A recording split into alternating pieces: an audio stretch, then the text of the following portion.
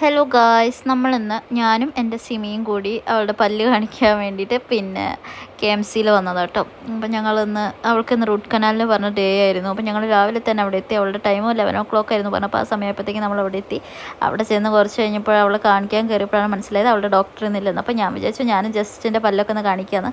കാരണം ഞാൻ 50,000 കൊടുത്തിട്ട് വിനേഴ്സ് ട്രീറ്റ്മെൻറ്റ് ഒക്കെ ചെയ്തു. പിന്നെ അതിനുശേഷം ഞാൻ ഒരു ഹോസ്പിറ്റലിലോ എവിടെയും ഞാൻ കൺസൾട്ട് ചെയ്യാൻ പോയിട്ടില്ല. അപ്പോൾ ഞാൻ വിചാരിച്ചു ജസ്റ്റ് ഇവിടെ ഒന്ന് കാണിച്ചു നോക്കാമെന്ന്.